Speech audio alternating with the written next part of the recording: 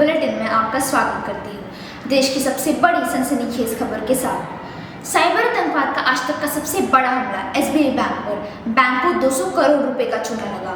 जी हाँ, आज सुबह 10 बजे से 12 बजे तक बैंक का सर्वर डाउन होने के कारण सभी सेवाएं कुछ देर के लिए निलंबित हुई और 12 बजे के बाद पाया गया कि बैंक की केंद्रीय शाखा बॉम्बे से 200 करोड़ रुपए का अवैध ट्रांसफर हुआ। सुबह 10 बजे से सेवाएं बंद होने के कारण बैंक की सभी शाखाओं में भीड़ और तनाव का माहौल उत्पन्न हो चुका था। स्थिति के पीछे का कारण जानकर उसका निवारण करने में लगी केंद्रीय शाखा के उच्च अधिकारी उस समय सत्ते में आ गए जब अवैध ट्रांसफर का खुलासा हुआ। इस धोखाधड़ी के पीछे साइबर आतंकवादियों का हाथ माना जा रहा है।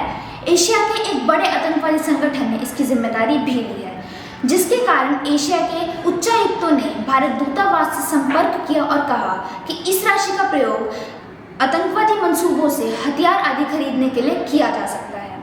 आरबीआई ने आदेश जारी किया है कि बैंक के उच्च अधिकारियों और उनके संपर्क लोगों का लैपटॉप्स की डिटेल्स निकलवाकर जल्द से जल्द पता लगाया जाए कि बैंक की गोपनीय जानकारी बाहर कैसे गई।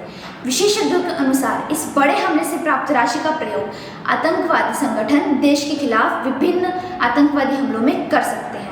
आपको याद दिला दें कि पिछले हफ्ते देश के सबसे बड़े अस्पताल दिल्ली एम्स पर भी साइबर हमला होने का समाचार था, जिसके कारण 4 घंटे तक अस्पताल की सेवाएं रद्द कर दी गई।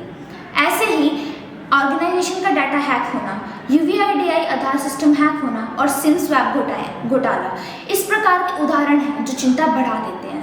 अगर हम 2023 के शीर्ष डेटा उल्लंघन आंकड़ों पर ध्यान दें तो सितंबर 2023 के आंकड़े 71 और 2023 में कुल डेटा उल्लंघन की संख्या 838। इसलिए सावधान हो जाइए। साइबर आतंकवाद के बढ़ते मामलों को मद्देनजर रखते हुए प्रत्येक व्यक्ति का सावधान रहना अनिवार्य है। साइबर आतंकवादी बम ब्लास्ट जैसे बड़े मंसूबों को अंजाम देने के लिए किसी आम आदमी से लेकर किसी बड़ी ऑफिसर तक को जानकारी प्राप्त करने का जरिया बना सकते हैं। तो सावधान रहें, सतर्क रहें और सुरक्षित रहें। मिलते हैं आपसे अगले समाचार बुलेटिन में। तब तक के लिए नमस्कार।